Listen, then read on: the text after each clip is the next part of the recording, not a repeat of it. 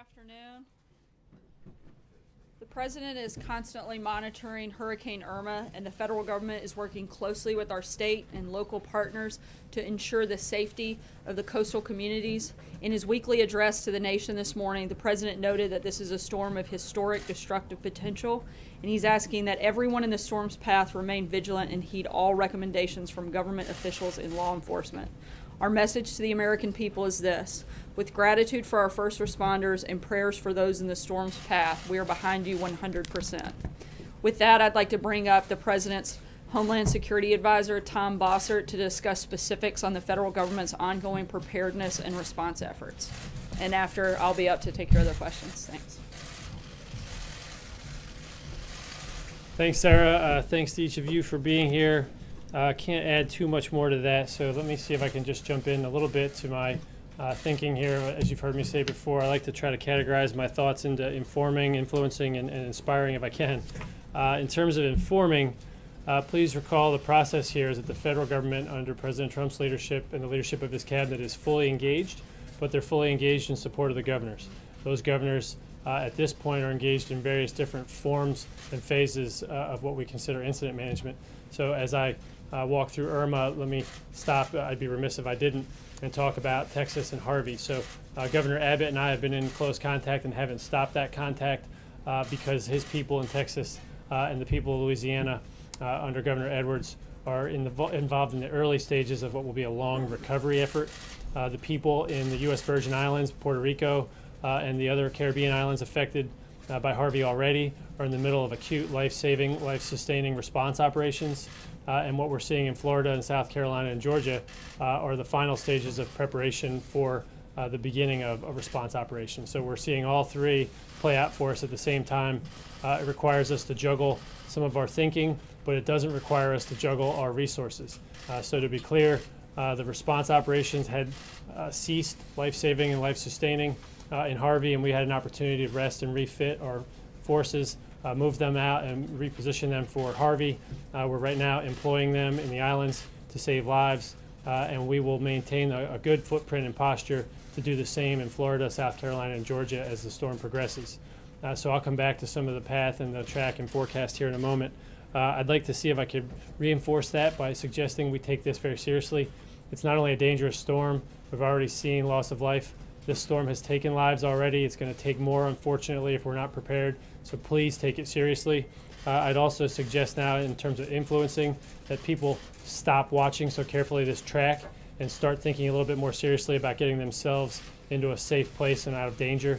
Now, I don't want them to take that as a call for shadow evacuations. Please listen to your local authorities on evacuation orders.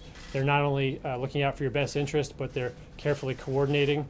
This is a peninsula, and so people need to evacuate from south to north, and that is a staggered and carefully thought through process. But what I am suggesting is at this point, this is a large storm, and whether it wobbles left or wobbles right, you need to, at this point, start thinking through your own personal accountability. So please make sure it's kind of a oxygen mask theory. Take care of yourself first so you can take care of others. Take care of your loved ones. And if you're able, please take care of strangers and others in need. I think that's something that we've seen in Texas, and I have every reason to believe that the people of Florida and South Carolina will show that same American spirit and value. Lastly, if I can, there's been a lot of kind of coverage of Florida, but not necessarily media coverage of the U.S. Virgin Islands. And if I can, I'll give you a brief update on where we stand there. We are, as I just talked to the Department of State and Department of Defense officials, engaging in this life-saving, life-sustaining operation in the following way. Governor Mapp is experiencing loss of power, loss of water as a result, loss of communications, and some other sheltering needs. And so what we're doing is sending in air operations and surface operations to evacuate citizens. We're also doing that in St. Martin and St. Martin, the Dutch-French island that's been reported. There are some American citizens there. We are currently in the final stages of operations planning to evacuate those citizens. There are numbers ranging from 350 to 6,000. That was our planning assumption parameter. Those American citizens will be removed via surface and air means.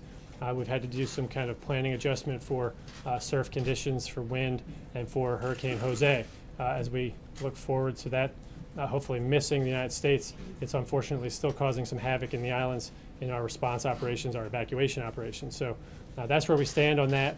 They'll begin executing those plans, if not already, at some point soon today, and we'll see some of those American citizens and others evacuated as necessary, to include anyone with critical or acute medical needs. So that's where I would stop on the update, and then I'll take your questions. So if I could come down here, sir, please. Tom, one of the big problems with the Florida evacuation is that so many gas stations are running out of gasoline. What, if anything, can the federal government do in the next 24 hours to assist in getting more fuel to people in Florida? Yeah, so there's a number of things that we've done. I should stop and mention by name Governor Scott. Tremendous leadership, tremendous confidence. He and the president have spoken. He and I have spoken. I've got every confidence in the governor and his emergency manager. They're demonstrating the same leadership, resolve, and skill and quality of effort that we saw in Texas a week ago. What we're seeing in Florida, though, are fuel shortages. We saw those same fuel shortages in Texas because people appropriately gas up their generators, their cars, their boats, and so forth. So what we'll see here now is a need to pull in additional fuel, and that need will run up against the onset of tropical storm force winds. So what are we doing? We're bringing in as much supply of refined fuel as possible, and we've waived a particular statute that allows for foreign flag vessels to help in that effort. So it's a little technical, but it's called the Jones Act. Some of you have reported on it. What happens is the Secretary of Homeland Security can waive that act. Until that's waived, only U.S. flagged vessels can move fuel from point to point domestically. What we've done now is we've freed up that prohibition, and so now foreign flagged vessels. So as many ships, tanker ships as possible, are now being brought to bear on the effort to bring as much fuel as possible in to help Floridians, regardless of their flagged vessel status. And that's the best we can do. In addition, they're planning all the intermodal points to get trucks from those tanker ship port locations into the gas stations. So that's what we're doing. The window's rapidly closing. How much more can you get in there? The conditions will dictate that. I don't think there'll be too much more that we can get in. At some point here, they'll have to stop those operations. And again, that's one of my messages here. It's not a tough love message. It's just a message of clarity and honesty. At some point, people are going to be on their own, so to speak, for a period of time during which the flooding, the raining, and the wind bear down on them. And they need to be prepared if they are in that path and haven't taken some action to get themselves in a less dangerous position, to be ready for at least a 72-hour period. That would be my advice, for them to have enough food, water, and shelter before the government can get back in. We have pre-deployed and pre-staged, but we can't actually get to that final point of care until conditions permit. So, one housekeeping question. For FEMA to have resources and no broken chain there, the President needs to sign the legislation the House just passed this morning. Any indication of when that's going to happen? So I'd like to start by thanking Congress. They came in a fast way to give us the emergency supplemental funding. I think that's what you're alluding to. First, FEMA still has the money that they need, so there's no break in operations. I want to make sure to clarify on your question there. But there will be a break in their operations if they run out of money. That's why that supplemental legislation was so necessary.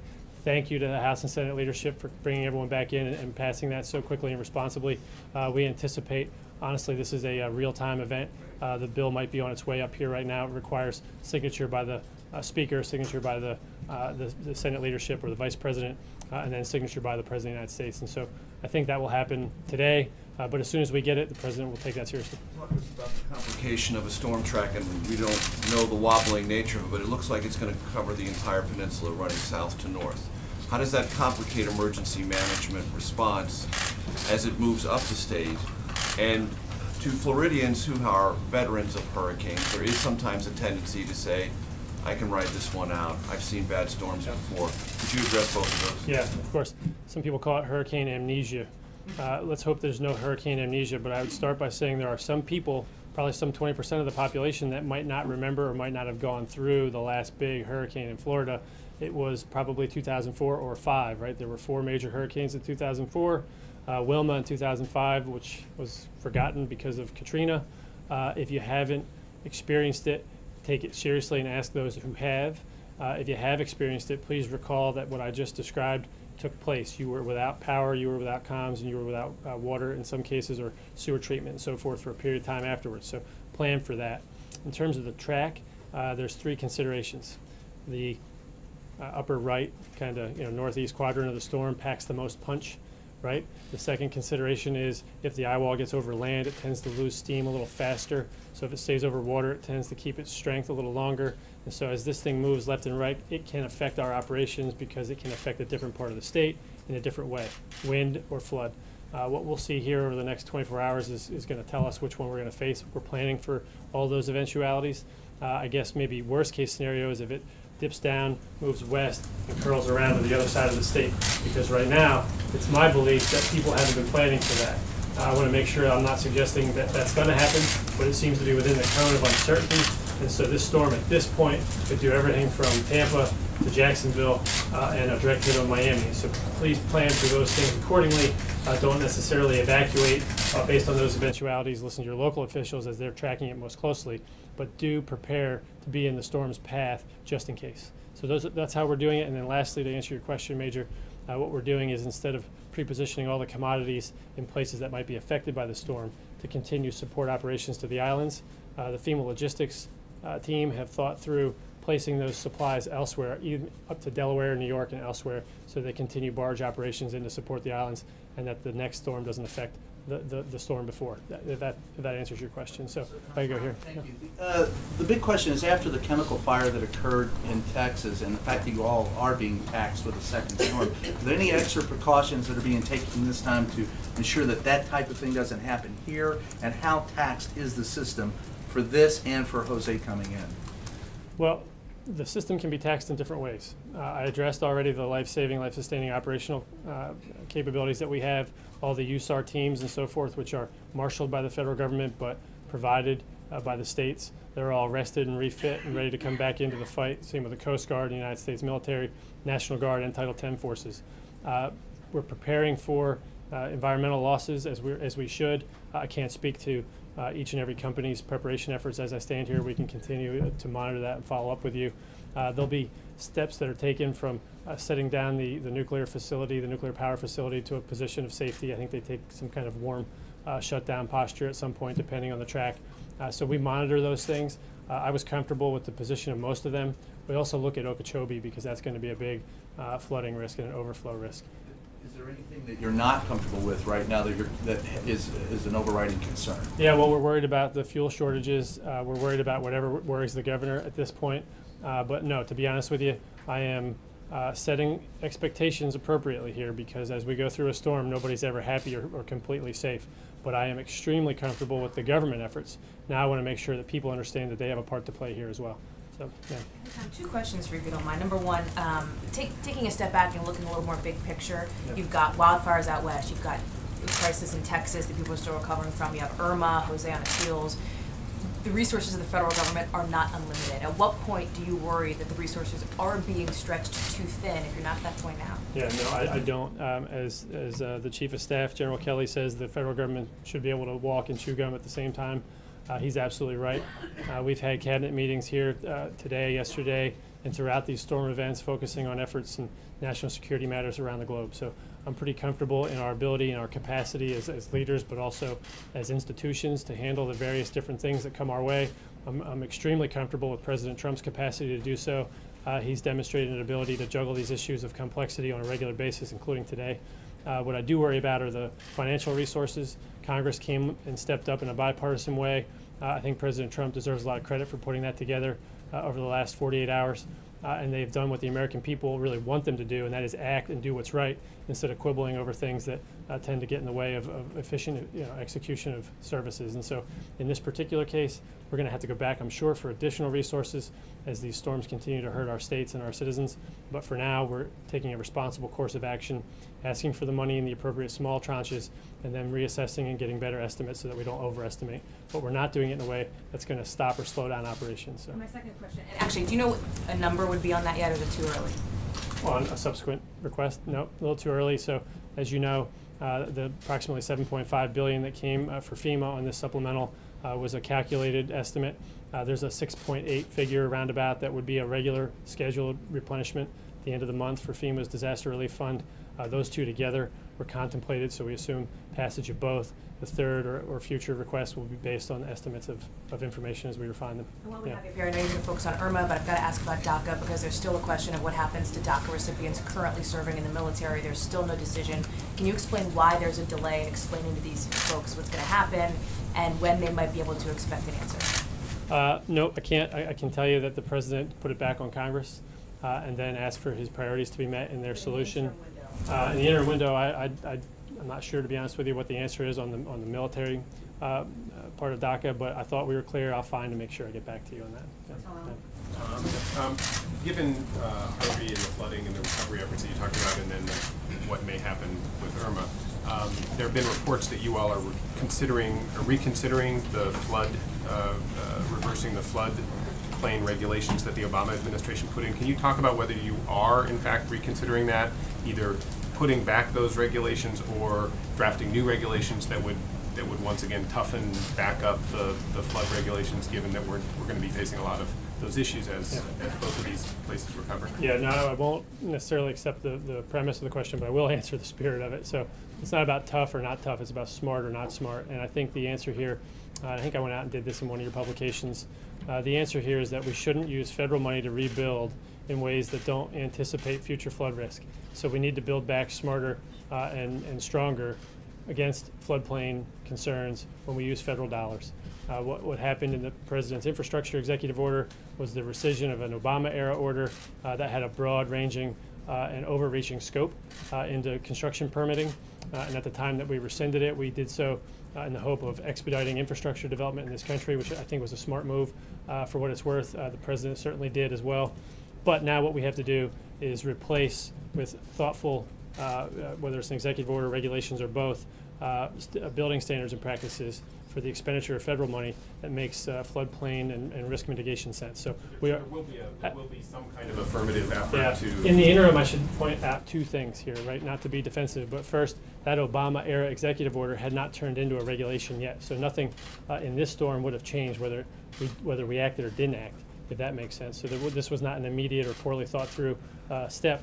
And then secondly, whether we put forward an executive order or not, we do have the latitude under the current Stafford Act authorities and other laws to put into these rebuilding practices in Texas and Florida appropriate floodplain management practices. But we want to make sure we think through how to codify that for the future in the next month. Ma'am. Monday, we're seeing an anniversary, 9/11, and the nation right now is seeing a lot of vulnerabilities, speaking of what Howie said. What is the threat level, and what is this administration doing as it relates to moving into this tragic anniversary, remembering this tragic anniversary? I was kind of personally motivated into service on that day, and that's why I've come back to service here again. The counterterrorism mission is the one I take the most seriously, and President Trump will, as presidents before him and since 9/11, receive a comprehensive picture of the terrorist threat environment and what we're doing to counter it from his senior officials on 9/11. Or I think on Monday we'll do this, we'll get the timing of that to you, and we'll give you a readout. He'll do that. That's a practice that we've started since 9/11. Presidents Bush and Obama maintained that practice. President Trump intends to do the same. And then I'll let the team announce his planned event or schedule of events for attending any ceremonies and paying some respects. But for the most part, I'd encourage the administration, who will, I'm sure, fan out and give appropriate speeches, to show some solemnity that day and not talk too much about policy. It's a day of remembrance and respect. What's the threat level right now as we go into 9/11 and with the vulnerabilities that we are seeing throughout this nation? Yeah, no terrorist should view us as vulnerable right now. Farthest thing from the truth. Okay? Second, there is no actionable, credible threat to the United States right now. We run those regular risk posture meetings here at the White House, and we bring together the entirety of the intelligence community when we do so. There is no current, credible, actionable threat, terrorist threat against the homeland.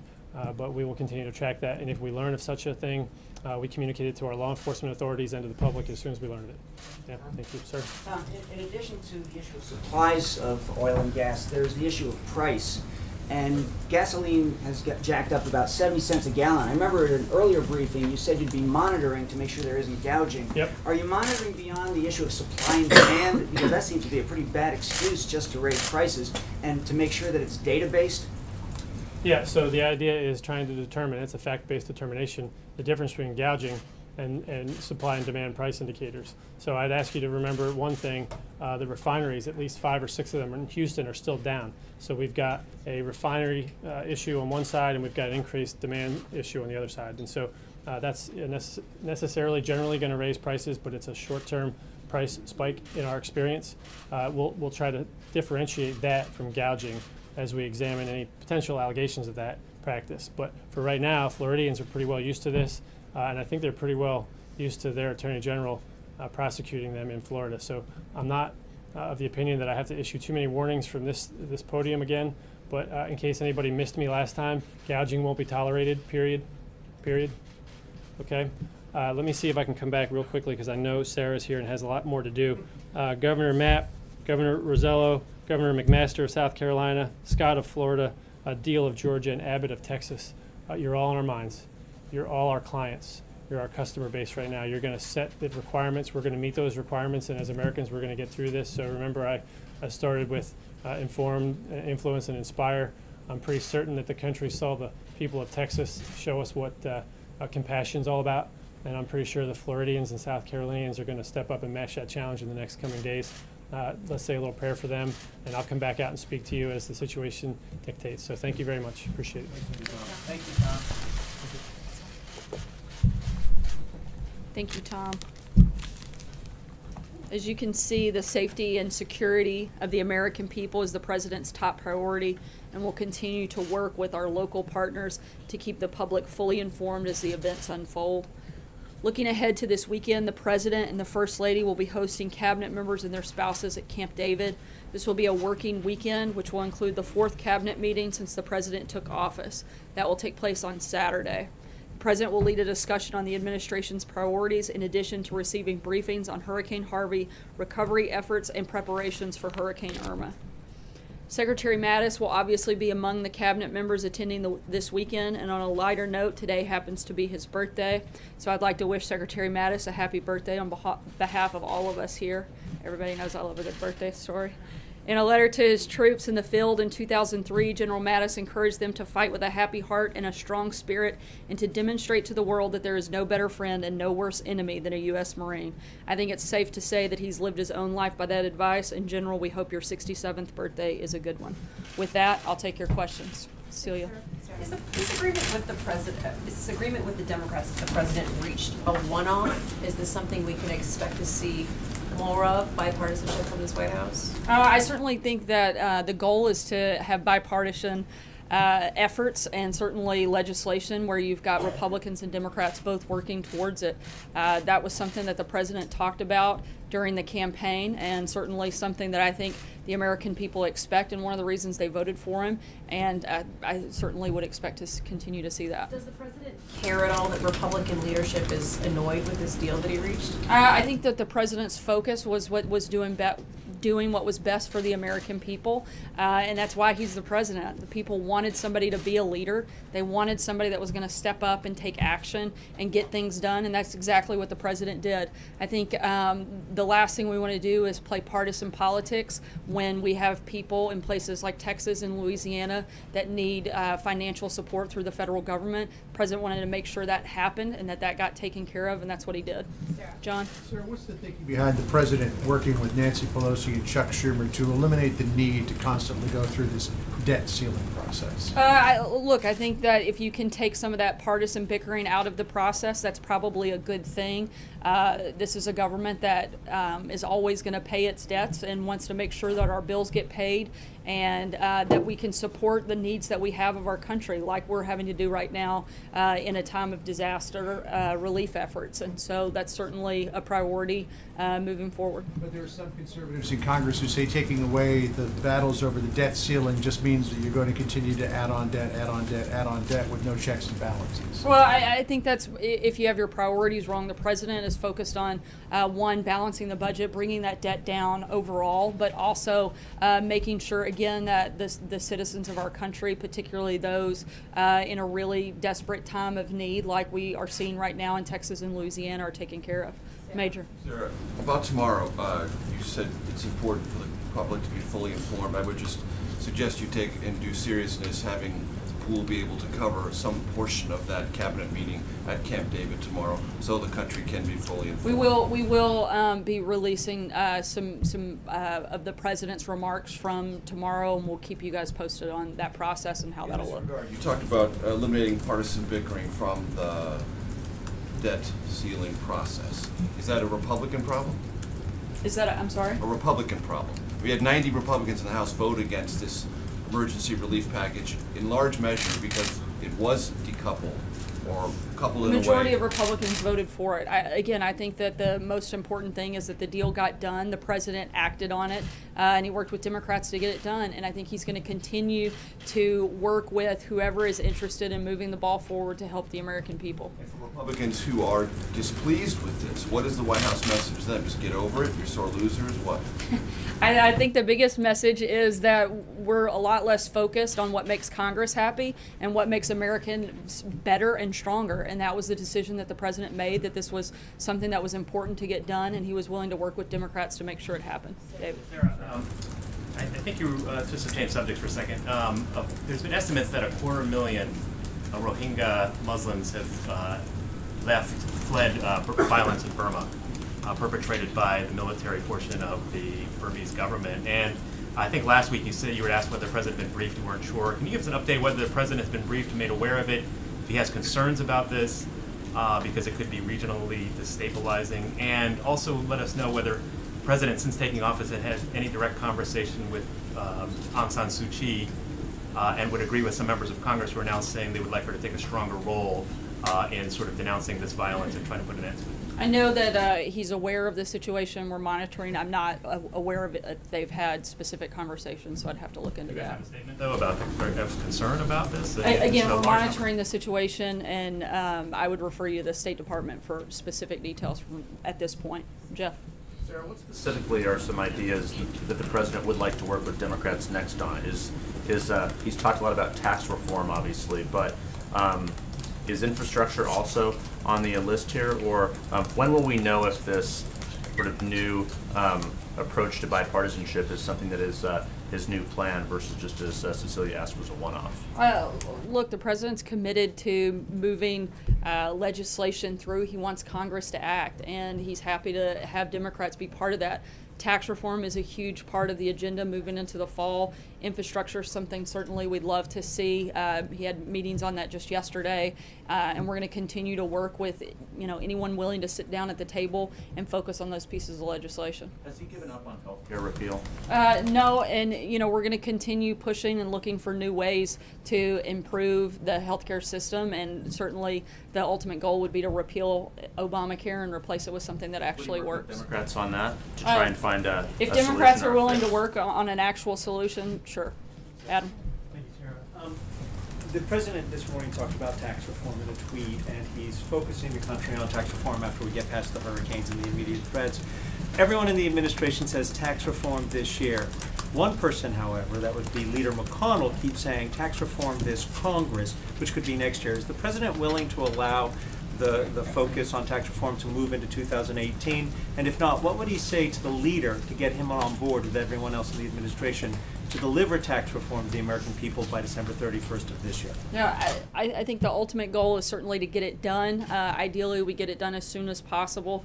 The most important thing, though, is that we're providing tax relief for middle-class Americans. And so ideally, we get that done. If we could get it done tomorrow, I think everybody would be happy with that. But obviously, it's going to be a process. As soon as we can, that would be our ultimate goal. But we want to make sure we get it done right, and that's important. Leader McConnell keeps saying this Congress as if to give him a backdoor excuse or option to go into next year. What does the president say to him about that? I certainly can't speak for Leader McConnell, but again, this administration, our priority is to get this done and get it done as quickly as we can.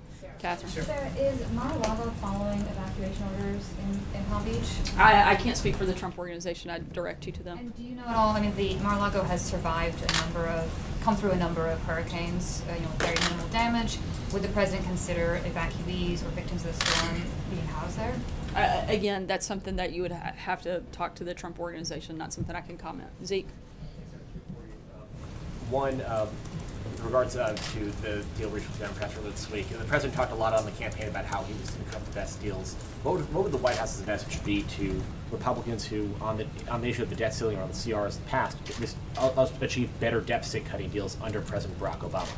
Well, I don't know that you could say that it's a better deal when you're helping people that are in a recovery effort, and that certainly was the priority of the president, is making sure that we move things forward and quickly so that those people were taken care of, and that was the priority in that process.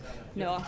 Sorry. Quick, there's a report earlier this week that the special counsel, Robert Mueller, was looking to meet with or interview White House staff regarding the statement that was put out in early July that Donald Trump Jr. is meeting with Russian trained and several other individuals at Trump Tower.